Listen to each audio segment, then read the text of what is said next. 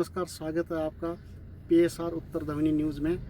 आज हमारे साथ हैं कमल सिंह रावत जी। कमल सिंह रावत जी की राजनीतिक करियर की शुरुआत हुई थी छात्र संघ अध्यक्ष से, उसके बाद ये क्षेत्र पंचायत सदस्य रहे, फिर भाजपा के मंडल अध्यक्ष रहे। और सर उसके बाद आपके साथ कुछ ऐसा भी हुआ बहुत जो राजनीति के तहत या षड्यंत्र कहते हैं, तो आप इस बारे में क्या कहेंगे? जी बहुत बहुत धन्यवाद। जैसा कि आपने कहा कि मैंने सबसे पहले अपनी राजनीति की छात्र राजनीति से शुरुआत की 2015 में छात्र संघ अध्यक्ष के तौर पर, निर्दलीय छात्र संघ अध्यक्ष के तौर पर मैं चंपावत डिग्री कॉलेज में चुना गया। उसके बाद लगातार मैं क्षेत्र में सक्रिय रहा और क्षेत्र की राजनीति में सक्रियता बनाई रही, जिसके बाद मैं बहुत सारे पदों पे निर्वहन किया मैंने। जैसे कि मैं पहले से ही भारतीय जनता पार्टी को सपोर्ट करता था और बचपन से ही मैं भाजपा समर्थित था और मेरे परिवार से पहले से ही भाजपा से जुड़ा हुआ था। तो मैं युवा मोर्चा से लेकर मंडल अध्यक्ष तक के पद में रहा। 2019 में मैं क्षेत्र पंचायत सदस्य का चुनाव लड़ा, जो कि बहुत हॉट सीट थी। आपको पता है, जैसा कि पूरे क्षेत्र में जनपद चंपावत की सबसे बड़ी हॉट सीट सल्ली थी और उसमें मैंने एक शानदार ऐतिहासिक जीत दर्ज की। मेरे क्षेत्रवासियों ने मुझे बहुत सम्मान दिया, बहुत प्यार दिया और मैंने क्षेत्र में लगातार कार्य किए, जनहित में कार्य किए। उसके बाद मुझे भाजपा द्वारा मेरे कार्यों को देखते हुए और माननीय मुख्यमंत्री जी द्वारा मुझे मंडल अध्यक्ष का पद दिया गया, जिसका मैं निर्वहन कर रहा था। लेकिन उसी के बीच में चंपावत के जो भाजपा का नेतृत्व है, उसके द्वारा मेरी सक्रियता को देखकर परेशान होते हुए उनने मुझे एक षड्यंत्र कर फंसा दिया, जिसमें उनने मेरे ऊपर झूठा पॉक्सो का मुकदमा दर्ज करवाया और मुझे पार्टी से हटाने का काम किया था और उसके बाद मेरे को बंद करने का काम किया, जो कि वो एक षड्यंत्र के तहत और सोची समझी साजिश के तहत हुआ था, जिसमें लड़की ने बयान भी जारी किया था। माननीय न्यायालय में भी कहा कि ये झूठा मुकदमा है जो राजनीति के तहत किया गया है, भाजपा के नेता लोगों द्वारा कमल रावत को फंसाया गया है, जिसमें मैं अपना DNA टेस्ट करा के और उसमें कोर्ट से छूट के आया। उसके बाद मैं क्षेत्र में सक्रिय रहा और आज आप देख रहे हैं कि भारतीय जनता पार्टी का जो चरित्र है चंपावत का, जिसमें भारतीय जनता पार्टी के नेतृत्व का जो चरित्र है, मैं नहीं कहता हूं कि पूरे भाजपा गलत है, लेकिन कुछ नेता जो भाजपा के यहाँ भाजपा को चला रहे हैं, उनके द्वारा कार्यकर्ताओं का हरेसमेंट किया जा रहा है, उनका शोषण किया जा रहा है। सर मैं एक बात ये कहूँगा, 7 तारीख को मैं भी जिला पंचायत में गया था, वहाँ पर मुलाकात हुई थी, प्रपत्रों की जांच हुई थी, तो आपके प्रपत्र सही पाए गए थे और कई जिला पंचायत सदस्यों के प्रपत्र भी सही पाए गए। उसके बाद फिर आपका नामांकन किस परिस्थिति में, किन कारणों से निरस्त किया गया? जैसा कि आपको पता है और हमारे समस्त क्षेत्रवासियों को पता है कि मैं इस बार जिला पंचायत सदस्य के चुनाव में प्रतिभाग कर रहा था, जिसमें मैं अपनी क्षेत्र की एक आवाज़ बनकर क्षेत्र के मुद्दों के लिए, क्षेत्र के हित में चुनाव लड़ रहा था।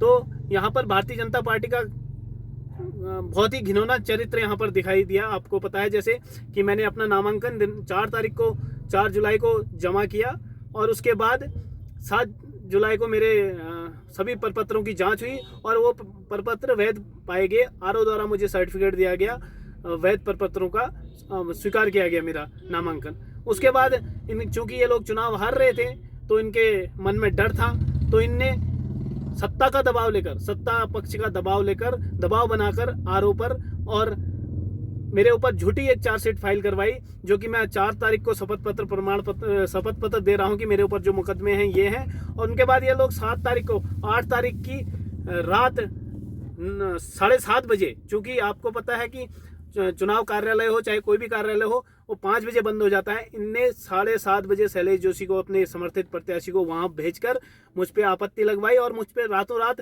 पुलिस प्रशासन को दबाव में लेकर मेरे ऊपर झूठी चार्जशीट तैयार की, जिसमें 1 साल पुरानी कोई IT एक्ट का मुकदमा था जो किसी अननोन व्यक्ति के खिलाफ था और उसमें मेरा नाम जबरदस्ती इन लोगों ने जोड़ने का काम किया और उस बेस पे आरोप दबाव बनाकर इनने मेरा नामांकन निरस्त करवा दिया, जो कि दिनांक 9 तारीख को मेरा नामांकन निरस्त हो गया था।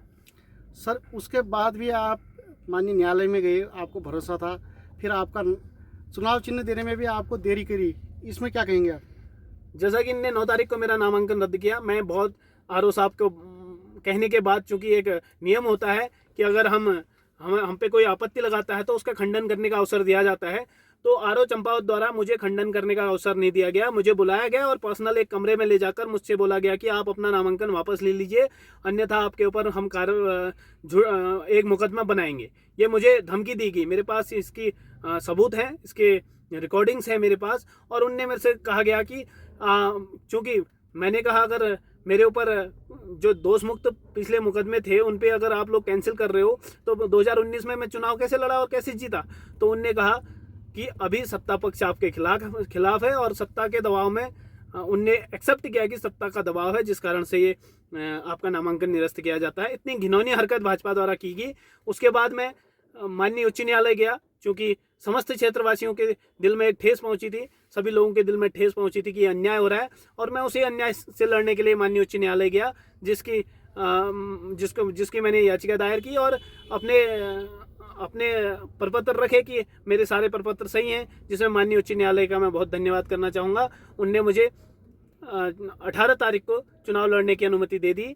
और इनने 18 तारीख को मैं वापस आया तो अपने नामांकन के लिए कि मुझे चुनाव चिन्ह आवंटित किया जाए, लेकिन आरओ द्वारा लगातार उसमें देरी की गई। एक दिन पूरी लेट किया गया और मेरे को पूरे एक दिन 18 और 19 के बाद 20 को मेरे को नामांकन जो मेरे को प्रक्रिया है उसमें चुनाव चिन्ह आवंटित होते हैं और मात्र 5 दिन का समय हमारे पास रहता है। वो भी आरोप पे बहुत दबाव बनाने के बाद वो चुनाव चिन्ह मेरे को मिला और उसके बाद हमें 5 दिन में क्षेत्रवासियों ने मुझे भरपूर समर्थन दिया और मेरे को चुनाव में ऐतिहासिक जीत दिलाने के लिए पूरे समस्त क्षेत्रवासियों ने बहुत साथ दिया, सहयोग किया।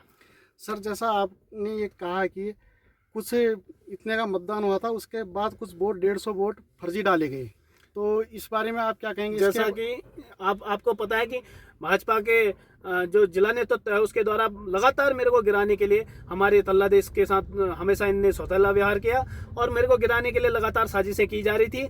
और ये लोगों का ये कहना था कि अगर इस क्षेत्र में जीत जाएगा तो इसको हम यहाँ नहीं जीतने देंगे। तो इनने बहुत बड़ी साजिश मेरे आंखों के सामने की। मैं आपको बताना चाहूँगा कि जिस दिन हमारी वोटों की काउंटिंग हो रही थी उस दिन मैं काउंटिंग स्थल में था और मैं देख रहा था कि हमारे वोट जानबूझकर रद्द किए जा रहे थे। जो वोट मेरे में प्रत्यक्ष पड़े हुए थे, अगर अभी में मैं चैलेंज करता हूं, अगर ये लोग मुझे दिखाएं वो वोट मेरे थे। लगभग 278 वोट कैंसिल किए इनने, उनमें से 200 से प्लस मेरे वोट थे जो इनने निरस्त किए थे। मेरे सामने मैं उनसे कह रहा था कि ये वोट मेरे हैं लेकिन इनको निरस्त ना किया जाए। वो आरओ टेबल भेज रहे थे, क्योंकि सत्ता का इतना दबाव था, आरओ उनको कैंसिल करके भेज दे रहा था। और उसके बाद आप देख सकते हैं कि एक बहुत बड़ा इनने वहाँ पर धांधली की कि मैं चुनाव जीत रहा था, लगातार लीड ले रहा था और मैं अपने क्षेत्र के मेरे क्षेत्र खुलना बाकी था तो मैं चुनाव आसानी से जीत रहा था। तो इनने आरओ को दबाव में चुनाव प्रक्रिया में इतनी धांधली की, मतलब आज ये लोकतंत्र की एक हत्या हो गई है। लोकतंत्र पे हमारा भरोसा उठ गया, क्षेत्रवासियों का सबका भरोसा उठ गया। इनने ऐसी कायराना हरकत की कि उसमें 6719 की वोटिंग होती है पूरे जनपद चंपावत के भंडारपुरा जिला पंचायत क्षेत्र में, और रिजल्ट दिखाते हैं कि 6865 146 मत इनके द्वारा बढ़ाए गए। मैं पूछना चाहूँगा कि 146 मत से इनने कैसे बढ़ा दिए। और जब मैंने रिकाउंटिंग की मांग की, मात्र 19 वोटों से मुझे हारा हुआ इनने करार दिया। उसके बाद जब मैंने रिकाउंटिंग की मांग की तो इनके द्वारा मुझे 1-2 घंटे बैठाया गया प्रशासन द्वारा कि अब अभी कराएंगे। उसमें इनके द्वारा प्रधानों की रिकाउंटिंग करवाएगी, क्षेत्र पंचायत की रिकाउंटिंग कराएगी, लेकिन जो हमारा संवैधानिक अधिकार है इनने तो संविधान की भी हत्या कर दी। हम पे रिकाउंटिंग कराने से साफ साफ मना कर दिया। और जब हमने विरोध किया कि हमारा अधिकार मिलना चाहिए तो इनने हम पे हमारे ऊपर लाठियां बरसाई। हमारे समर्थकों को बहुत दौड़ा कर पीटा पुलिस प्रशासन के द्वारा। ये बहुत ही घटिया हरकत ये चंपावत के इतिहास में पहली बार हुई है कि ये सरेआम लोकतंत्र की हत्या हुई है और तानाशाही हुई है। सर, अभी भी मानवता जिंदा है। तल्लादेश के ही एक ग्राम प्रधान को मैं देख रहा था, वो खुद कह रही थी कि मैं हार रखी हूँ, फिर भी उन्हें जबरदस्ती एक प्रमाण पत्र दिया जाता है। इस बारे में क्या कहेंगे आप? जी बिल्कुल, मेरे सामने ये प्रत्यक्ष को प्रमाण की आवश्यकता नहीं है। मैं खुद अपने वोटिंग के लिए वहाँ पे खड़ा था तो वहाँ पर मैं देखता हूँ तरकुली ग्राम पंचायत जो मेरी जिला पंचायत क्षेत्र में आती है, तो वहाँ पर भाई सुमित हमारे 3 वोटों से जीत गए थे। लेकिन उसके बाद उनको उनने जश्न भी मना लिया, पूरा जीत गया। जो हारा हुआ कैंडिडेट था वो भी लिखने लग गया फेसबुक में कि मैं इस बार हारा हूँ, कोई बात नहीं, अगली बार आप लोग सहयोग करें। उसके बाद देखता हूँ इतनी ऐसी हरकत हम पहली बार देखते हैं, जनपद चंपावत में ऐसी घटना पहली बार देखते हैं कि उस भाई को, उस एक नौजवान युवा को जो अपनी नौकरी छोड़कर समाज सेवा करना चाह रहा था, जो अपनी नौकरी छोड़कर यहाँ आया और ग्राम सभा की सेवा करना चाह रहा था, उसका भविष्य इनने बर्बाद करने का काम किया। भाजपा के नेताओं द्वारा फोन किया गया और हारी हुई प्रत्याशी को इनने सर्टिफिकेट देने का काम किया गया, जबकि वो हारी हुई प्रत्याशी खुद कह रही है, एसडीएम साहब से कह रही है, आरओ से कह रही कि मैं साहब मैं नहीं जीती हूं, मेरे को प्रमाण पत्र नहीं चाहिए। ऐसी हरकत इनके जबरदस्ती उसको प्रमाण पत्र दे रहे हैं और लोकतंत्र की हत्या कर रहे हैं। अगर ऐसा ही आपको करना था तो आप लोग अपने पदाधिकारियों को बैठा देते। क्यों आप लोग चुनाव करा रहे हैं? क्यों किसी का समय बर्बाद कर रहे हैं? क्यों किसी का धन बर्बाद कर रहे हैं? क्यों इतने किसी को मानसिक उत्पीड़न इतना कर रहे हैं कि एक युवा जो अपने सब कुछ छोड़ के आ रहा है और उसका आप जीवन बर्बाद कर दे रहे हैं। बहुत बहुत धन्यवाद सर, आपने हमको इतना अपना वक्त दिया और आपने अपनी बात हमारे चैनल के माध्यम से हम तक पहुंचाई और हमको कहा। और सर और कुछ कहेंगे आप? बिल्कुल, एक बात कहना चाहूँगा कि एक चीज़ और एक घटना और थी कि बहादुर फर्त्याल जी जो हमारे पूर्व ब्लॉक प्रमुख रही हैं, विनीता फर्त्याल जी जो हमारी पूर्व ब्लॉक प्रमुख रही हैं, उनकी मतगणना में वो 57 वोटों से फर्स्ट में चुनाव जीतती हैं और ये अनाउंसमेंट किया जाता है प्रशासन द्वारा कि विनीता फर्त्याल 57 वोटों से जीती हैं और उनको प्रमाण पत्र देने के लिए वो लाइन पे लगी हुई थी। हमारे सामने की बात है।